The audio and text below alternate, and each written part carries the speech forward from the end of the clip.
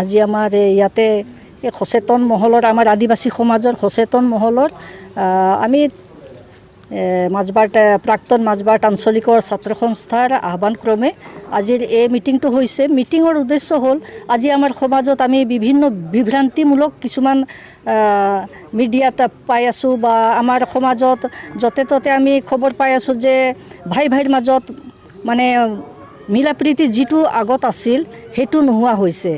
আৰু দ্বিতীয়তে আমি দেখা পাইছোঁ যে এই ভাতৃঘাতী বা বিভ্ৰান্তিৰ সৃষ্টি হোৱাটোৰ মূল কাৰক হিচাপে আমি আমাৰ সমাজৰ সংগঠনক আমি ইয়াত আজি মিটিঙৰ জৰিয়তে গম পালোঁ। আৰু আমি আগৰ পৰাই অনুভৱ কৰি আছোঁ যে আমাৰ সমাজৰ গুৰি ধৰোঁতা হিচাপে আশা আটছা আছে। তেওঁলোকৰ মাজতো কি হৈছে যে তেওঁলোকৰ বিভ্ৰান্তিৰ সৃষ্টি কৰিছে, ইজনে সিজনক দোষাৰোপ কৰি আছে। আৰু বিশেষকৈ এইটো কেতিয়া দেখা যায় যেতিয়া ইলেকশ্যন আহে, তেতিয়া ইলেকশ্যনৰ সময়তে তেওঁলোকে নিজৰ যিটো দায়িত্ব সংগঠনৰ দায়িত্ব হ'ল ৰাজনীতিৰ পৰা আঁতৰত থকা। এজন ভাৰতীয় নাগৰিক হিচাপে তেওঁলোকৰ সকলোৰে ৰাজনীতিৰ অংশ আছে, কিন্তু সংগঠন হিচাপে সেই সংগঠনৰ কাম নাই যে তেওঁলোকে ৰাজনীতিত সপক্ষভাৱে তেওঁলোকে জড়িত হ'ব।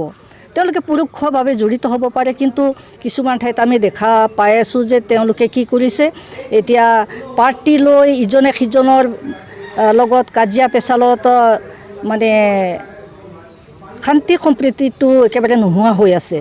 সেইকাৰণে এই সভাৰ জৰিয়তে আমি সমাজক জনাব বিচাৰি আছোঁ যে এই ৰাজনৈতিক ক্ষেত্ৰখনক লৈ সমাজৰ যিটো ভাতৃভাৱ আছে সেইটো যাতে ম্লান নপৰে, সমাজে যাতে একত্ৰিত হৈ শান্তি সম্প্ৰীতিৰে থাকে, তাৰ কাৰণে আমি এই সভাটো আহ্বান কৰা হৈছে। আৰু এই সভাটোত সেই বিষয়ে আলোচনা কৰা হৈছে। আৰু ইয়াৰ জৰিয়তে আমি গোটেই অসমৰ আমাৰ আদিবাসী সমাজক বিভ্ৰান্তিৰ পিনে যাবলৈ আমি বাধা দি আছোঁ। যিটো সঠিক বুলি ভবা হয়, যিটো মানে কাকো অনিষ্ট নকৰে, সেই অনিষ্ট নকৰা সেই দিশতহে আগবাঢ়িব লাগিব। ৰাজনীতিত থাকক, কোনো পাৰ্টিকে কোনো এজন ব্যক্তি কোনো এটা পাৰ্টিকে ছাপোৰ্ট কৰিব লাগে, কিন্তু এজন সংগঠনৰ আশা বা আটছা হৈ এইটো সংগঠনত থাকিব লাগিব, এই সংগঠনক ছাপোৰ্ট কৰিব লাগে, তেনেকুৱা যাতে ক'ব নোৱাৰে, তাক আমি এই সভাৰ জৰিয়তে উনুকিয়াই দিব খুজি আছোঁ। এনেকুৱা কোন ব্যক্তি আছে যেনেকৈ আপোনালোকৰ আদিবাসী সমাজ এখনক বিভ্ৰান্ত সৃষ্টি কৰিছে? আমি ডাইৰেক্ট ক'ব খোজোঁ, আটছাত আমি ইমান মানে বিভ্ৰান্তি তেনেকুৱা বিশেষকৈ দেখা পৰিলক্ষিত হোৱা নাই। আমি দেখা পাই আছোঁ আশাৰ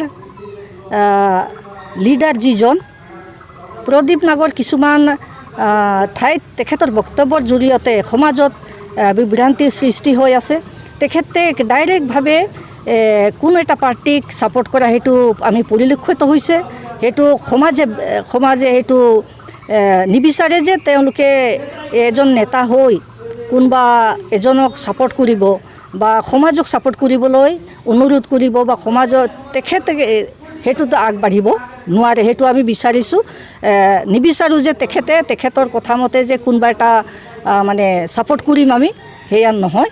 আমি মনেৰে আজি চবেই মানে জ্ঞাত যে কাক তেওঁলোকে দিব কাক নিদিব সেইটো চবেই জানে। আমি কোনো প্ৰাৰ্থীকে আমি নাকচ নকৰোঁ বা কোনো প্ৰাৰ্থীকে আমি বেয়া নাপাওঁ, কিন্তু কোনোবা এজন তেওঁলোকৰ সংগঠনৰ জৰিয়তে যাতে তেওঁলোকে এই কেনভাছিঙত তেওঁলোকে আদিবাসী সমাজক প্ৰেছাৰাইজ কৰিব নোৱাৰে, তাকে আমি এই সভাৰ জৰিয়তে তেখেতসকলক BTC নিৰ্বাচনত প্ৰদীপ নাগে আদিবাসী জনগোষ্ঠীৰ মাজত কিবা বিভ্ৰান্তি সৃষ্টি কৰিব পাৰে নেকি?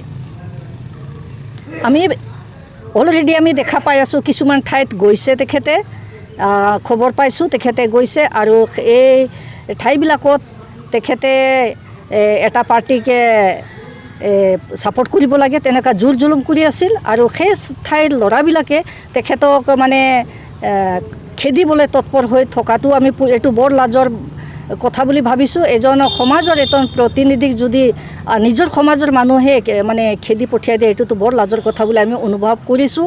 আৰু ইয়াৰ জৰিয়তে আমি প্ৰদীপ নাগকো কৈছোঁ যে ভাইটি, তুমি সংগঠনৰ মুৰব্বী হিচাপে আছা, গতিকে সংগঠনত যিটো সংবিধান আছে এই সংবিধান মতে থাকা, সমাজক একত্ৰিত কৰা, সমাজৰ মাজত শান্তি সম্প্ৰীতি আগবঢ়াই নিয়াত সহায় কৰা, সমাজৰ যিটো প্ৰাপ্য চৰকাৰৰ পৰা তাৰ কাৰণে লাগা, সেইখিনি আমি সেয়া কৰিবলৈ আমি ভাইটিক আমি আহ্বান কৰি আছোঁ এই সভাৰ জৰিয়তে।